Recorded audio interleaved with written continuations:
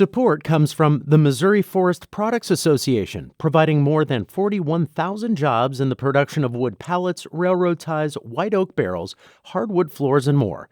Details at choosewood.com. From St. Louis Public Radio. This is St. Louis on the Air.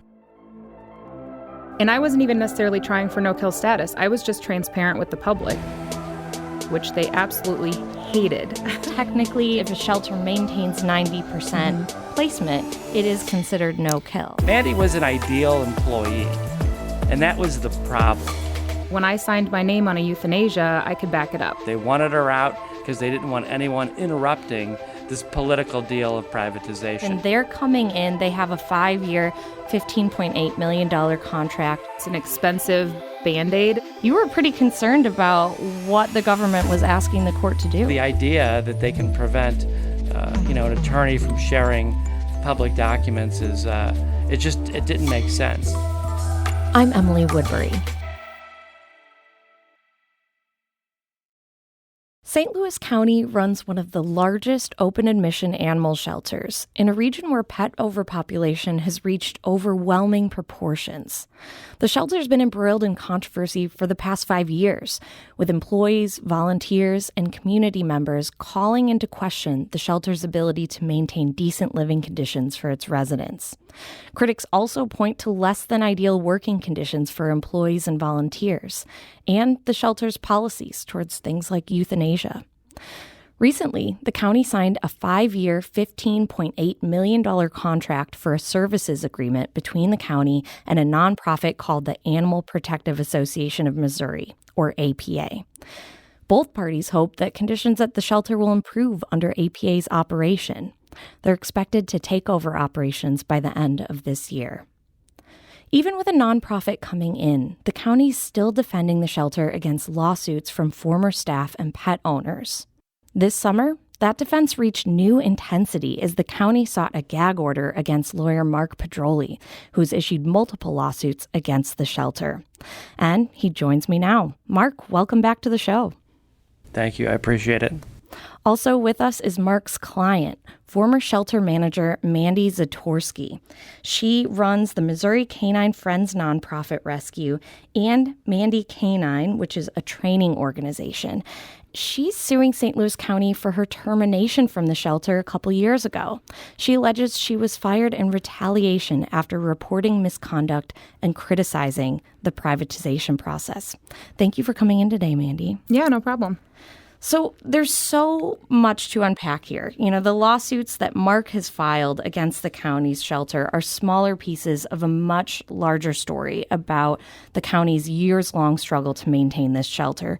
So Mandy, can you set the scene for us? Let's go back to when you became St. Louis County Animal Care and Control's population manager. This was in December 2019. And this was just after the release of an audit that was highly critical of shelter operations. Yes, it was. So my first day, I walked in.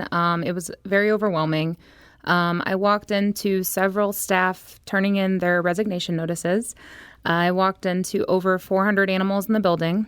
I walked into a pretty hostile work environment. A lot of the supervisors didn't seem happy that I was there. I said good morning to one of them the first day, and I was greeted by an eye roll. Wow. I wasn't really necessarily trained. They kind of just told me, they gave me a tour of the building, and they showed me where my computer was. I had to train myself on the software that they used on Chameleon. I had never used it before, so I had to kind of figure it out myself. But it was a pretty disturbing environment. Cages were not cleaned, dogs were not being walked, and morale was extremely low. And was it apparent after a few weeks why this was? It was very apparent. There is a small group of supervisors and management that kind of seems to be the source of all the hostility at the shelter. And the source of most of the problems at the shelter. I had always kind of been an outsider. I was a rescue in the past that had pulled from that shelter. So I had kind of worked with them in the past, but I had never been actually inside the walls, if that makes sense. A lot of the kennel staff who were kind of painted as the problem in the past, I noticed were actually really good workers, and they actually really cared about the animals. Those kennel staff were dealing with hostile supervisors, abusive supervisors. They were dealing with a horrible work environment. And at the same time, management, it just got worse. The more it goes up the chain, it just got worse. And were the solutions to these problems clear?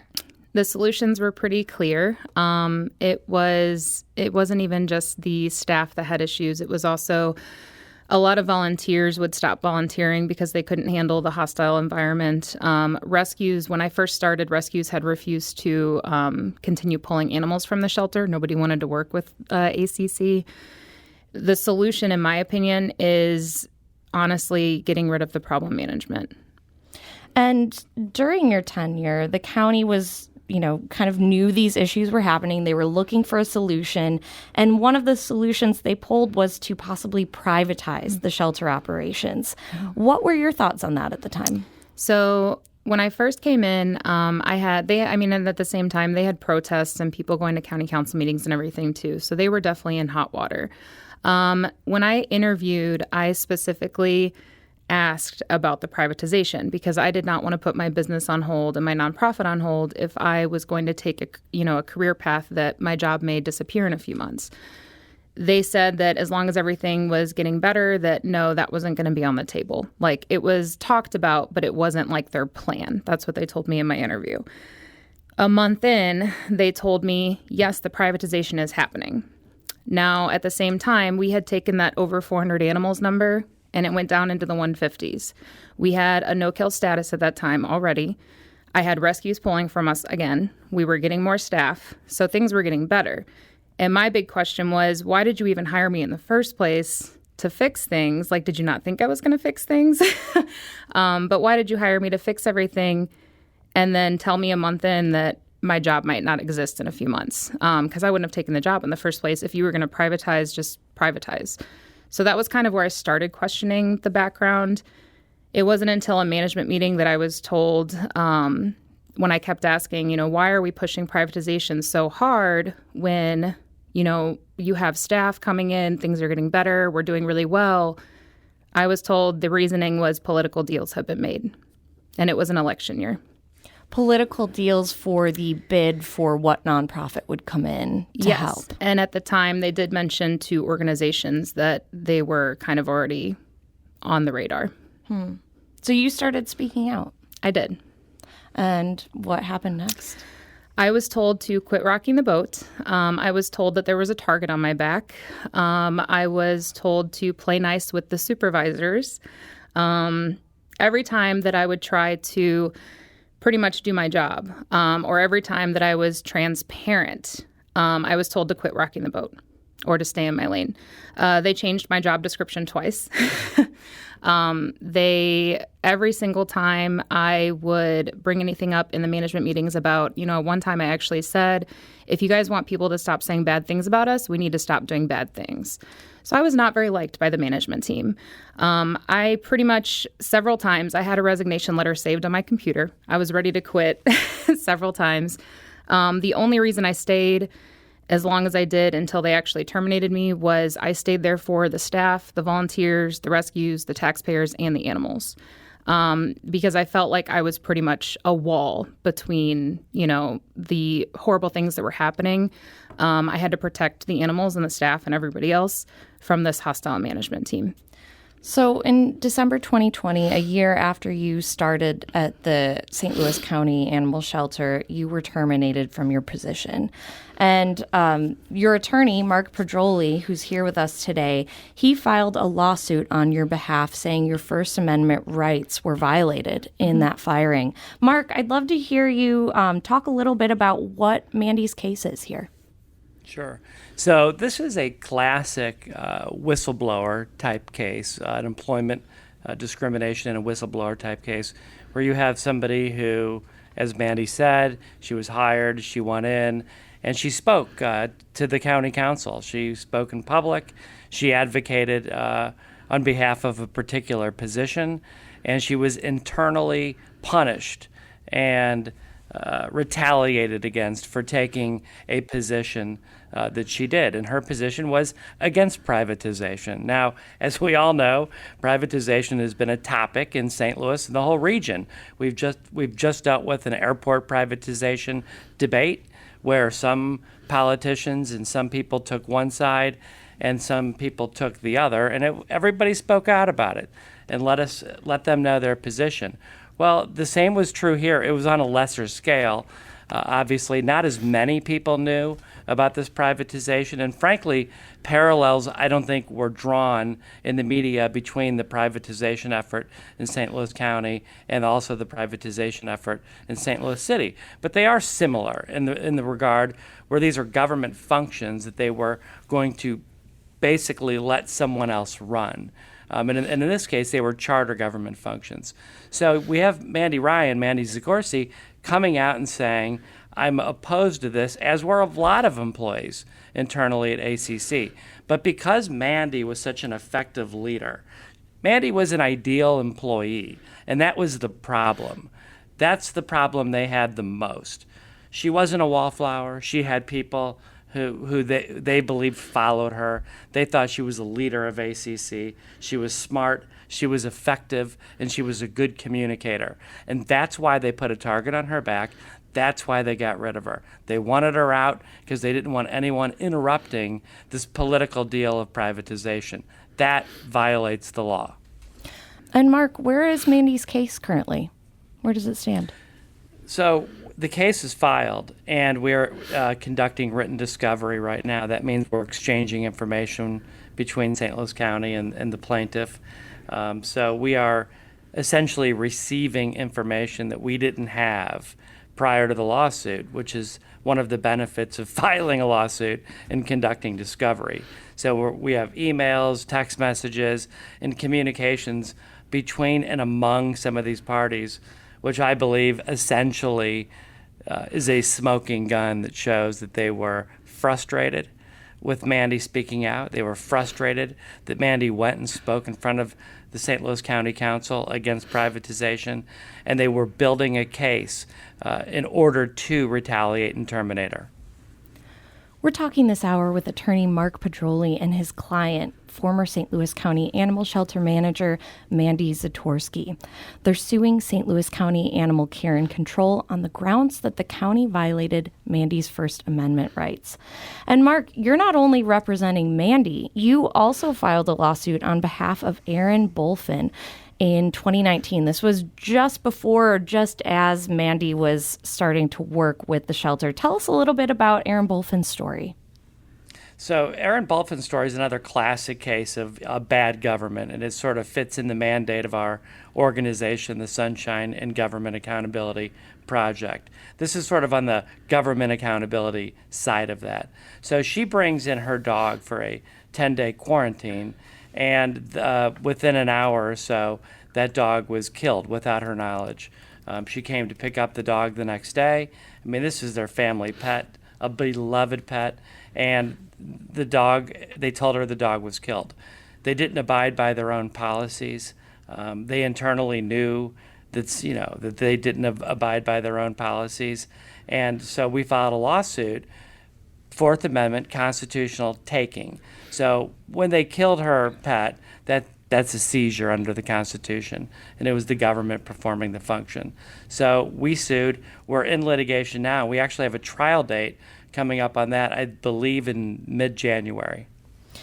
So tell us a little bit more about the county's reaction to this. What is the county claiming happened to Daisy and the actions of Daisy's owners? So, right, they're basically saying, well, I think what they're saying is that her husband brought the dog in to be euthanized. Now, they're not saying the wife did, and the wife's name was on the chip. Now, the husband, of course, denies that. He says he brought the dog in for the 10-day quarantine, and they had planned on picking up the dog 10 days later. So essentially, they're blaming the people that brought in the dog, saying that they said something that they did not say. And that especially upset the plaintiffs in this case, as you can imagine, because they feel like now that the government's defense is to lie about what they did. So that it's made the case quite contentious. There has been some media done on this case as well. And in fact, I think you mentioned earlier that St. Louis County took the unusual step of going to federal court and asking for a gag order to prevent Ms. Bulfin and others from speaking about the case, including to prevent the lawyer, myself, from sharing documents that we might get in response to sunshine requests regarding this case. I have never seen that done before by any government defendant, and it was unsuccessful for them in this case. Yeah, you wrote that this was an unprecedented request in the St. Louis region, this order, and it did end up being dismissed by the judge. But I mean, you were pretty concerned about what the government was asking the court to do. Very concerned. It was so unusual that I thought it needed more attention on what they were doing. I mean, this was a government essentially coming in and saying that a lawyer who submits sunshine requests for public documents can't then turn around and share the documents that they receive with the general public. It just doesn't make any sense at all. Anyone could make those requests, myself, my neighbor, you. So the idea that they can prevent an attorney from sharing public documents is it didn't make sense. And it showed me that they're obviously concerned about some of the documents that we do have. We reached out to St. Louis County for comment on these lawsuits against the shelter. And on this lawsuit specifically, we asked what material you are being accused of disclosing to media sources. The county declined in the past to comment on these lawsuits or the gag order. And in an email on Wednesday this week, county spokesman Doug Moore responded to our questions, writing, "We will remain consistent with no comment." Well, back to this case of Erin Bulfin and her family and their dog Daisy. They're trying to find out what happened to Daisy as she was killed 2 hours after being dropped off at the shelter. Mandy, this happened right as you were starting in your position at the shelter. Was this just kind of the canary in the coal mine of what you were walking into? Yeah, so this actually happened, I had only been there for a week-ish. It was very, very new. And I think it happened on a Friday because I had to go to the health department. We all had to be vaccinated for rabies in those positions. And I had been vaccinated for rabies, so I had to get my titer done. So I went to the health department to get my titer done, and then I had a meeting at the health department with Spring and all of management. And then I went home. And normal weekend. And then over the weekend, I see on Facebook, of all places, pictures of a dog that I don't recognize saying St. Louis County killed this dog. And I just looked at it like I looked stupid because I'm like, we didn't get that dog in the shelter. So I took the information in on Monday to Lee Jackson's office, and I said, we have a problem. Did this dog come in on Friday? On not actually that Friday, we were, not in the building or whatever. And he said, let me look into it. And that's when we kind of find out that the euthanasia was for some reason rushed. And that's another reason I started looking at things again as how corrupt everything was. And yeah, but it was very disturbing to say the least. And you mentioned that when you walked in, things were pretty chaotic. There were, I think you said, over 400 dogs in the shelter, not being taken on walks regularly. And you got that down to about 150 dogs at the shelter.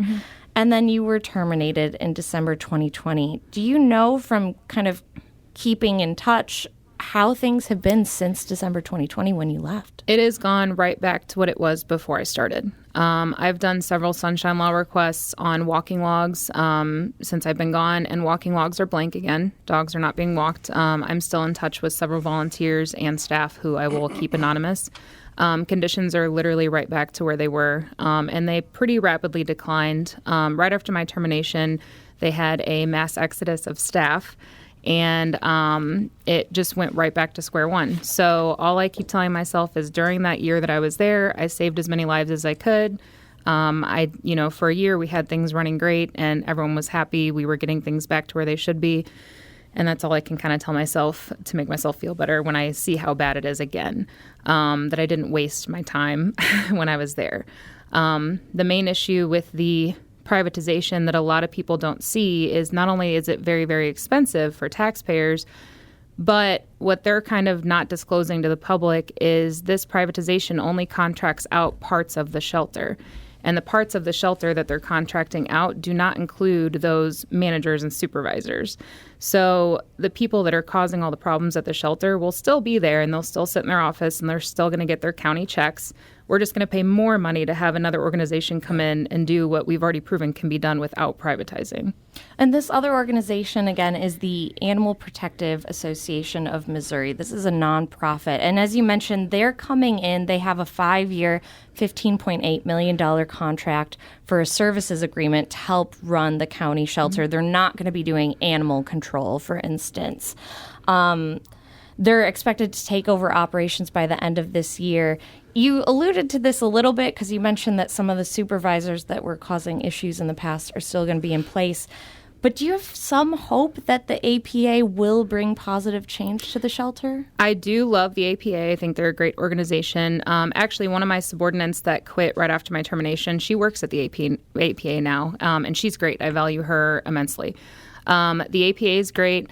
Although it's an expensive Band-Aid is what I'm going to call it, we might see some positive changes in, for example, enrichment. Like, they're going to treat the APA like they treated me. They're going to be a PR Band-Aid. They're going to come in and help with certain things like the dogs being walked. So dogs might get walked more, which is definitely a plus. They might help a little bit with adoptions, possibly with rescue. But we're still going to have all of the same issues with hostile work environment and a lot of the other issues with management. And we received some kind of tough news this week that the St. Louis County's shelters with problems with overcrowding aren't over. The shelter previously said that it won't euthanize animals just because of space. But then this week, the Post-Dispatch reported that the shelter will euthanize more animals, specifically ones deemed too violent or dangerous to adopt. County Executive Sam Page even said, quote, "At some point, some animals have to be euthanized, and it's something we don't like, but we have to have room for new animals to come in." Mandy, what's your response to this news? So I love the way that they're trying to paint this. Is it true that behavioral euthanasia is needed? Yes, unfortunately it is. When I was at county, we did behavioral euthanasia, but we still had no-kill status. Sometimes there are dogs that are too dangerous or have, too many bites on their history, and you don't want to put a dog out into the public that will maim a kid or really hurt somebody. However, the reason that they're so overcrowded is not necessarily because of overbreeding or strays, because they're not even taking in strays right now. What I and several other staff saw when we were there is if you do your job and do it correctly, you can have lower numbers, you can have rescues pulling, and you can have no-kill status. The current people that are running animal population, to put it the nicest way possible, it's laziness and incompetence. They're not networking with rescues. They're not doing proper behavioral evaluations. So a dog that I would look at and say, oh, it's just scared, they're going to deem aggressive and euthanize it. And I'm curious to hear you talk a little bit more about that because, the county shelter is saying, unlike other maybe nonprofit or private shelters, we are taking in a lot of high-risk dogs. You're shaking your head. Is that a fair? So they are in a sense where certain things like bite cases and things like that, they do take in a lot of. And when I was there, we had the same exact situation going on with that, and we still had no-kill status. So it can be done if you do it right. And I wasn't even necessarily trying for no-kill status. I was just transparent with the public, which they absolutely hated. But that's why when I signed my name on a euthanasia, I could back it up. And they're just kind of, it's really sad to see all these dogs that could be rehabbed and all these dogs that are just not being walked and they're terrified in a shelter and they're getting euthanized just for being scared. But the issue with the dangerous animals coming in and everything else, they're literally not taking strays. Like when people call St. Louis County when it's 95 degrees outside and there's dogs with heat exhaustion running loose in the streets, they're saying we can't pick up strays right now because we're full. But they're full because they're not doing their job. I would love to hear you talk a little bit more about no-kill status. I think people hear that and they have different definitions of what it means. The Post-Dispatch reported recently that last year the St. Louis County shelter found homes for nearly 92% of its animals. That's according to Public Health Department data. And I guess technically, in technical terms, if a shelter maintains 90% placement, it is considered no-kill. So it's called a live release rate. So a live release rate means pretty much the dog doesn't get euthanized in your care. It also does not include OREs, which goes into the Bolfin case and why they didn't like to disclose that information to owners that signed the intake forms. Live release rate is pretty much dogs that get adopted, they go to rescue, they get returned to owner. Any dog that leaves, or cat or any animal that leaves the shelter alive is a live release. So any shelter or rescue that has a 90% plus live release rate is qualified to call themselves no-kill. Okay, and we should mention that ORE is owner requested euthanasia. euthanasia. Yep. And Mandy, in our final minute here, I just want to give you time to reflect. It sounds like there are a lot of people at the shelter that are trying to do good. There are some that are doing their best and maybe falling through, and then others, who knows. What would you like people to know about what it takes to run a county animal shelter of this size and scope? So it all starts with management, and it really is a trickle-down effect. Like I said, the first day, the staff morale was extremely low. People were literally, that I didn't even know, were quitting, and they were saying they were quitting because of management. Most of the people that quit, their resignation letters. I'm quitting because of these particular supervisors. I'm quitting because of poor management. There was just a constant trend. But if you have a strong management team and you trickle that down into your staff, and if you work hard for your staff, they will work hard for you. It's not even just about the internals. It's about rescues and volunteers. And this is a government facility, so it's taxpayers too. My biggest thing that I disagreed with all the other management members on was transparency. They hated transparency. They wanted to hide everything from the public. And my thing was, we're literally talking about euthanasia, so the public needs to trust us. So we need to be honest and upfront about what we're doing and why we're doing it. And every time I had that conversation, I was told to stop rocking the boat. It is pretty horrific and again, the APA is great. I have nothing against the APA at all. Them coming in might help a little bit in certain areas. However, the management that I'm talking about, there are things like forging government documents. There are things like sexual harassment, racism, horrible things going on in that building. And that's going to keep going on even with the APA coming in. So the APA is not a solution. It's an expensive Band-Aid.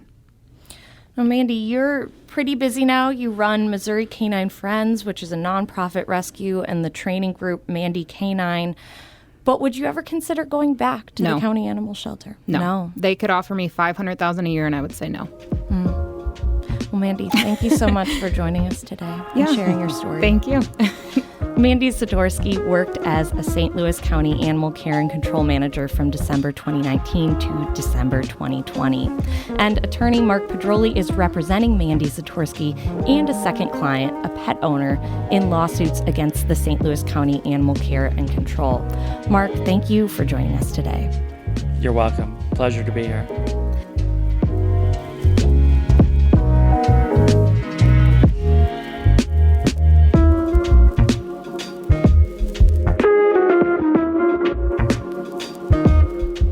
This episode was produced by Danny Wysentowski. Audio engineering and podcast design by Aaron Dorr. Our production intern is Avery Rogers. Our executive producer is Alex Hoyer.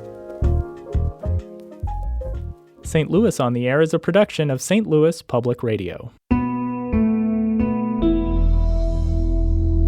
Understanding starts here. Our podcast proudly supports St. Louis artists by using music from Life Creative Group.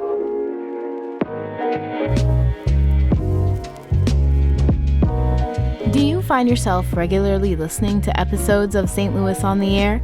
Suggest us to a friend you think might enjoy our conversations, and leave us a review and rating on Apple Podcasts on the App Store.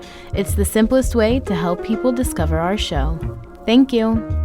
St. Louis Public Radio is a member-supported service of the University of Missouri St. Louis.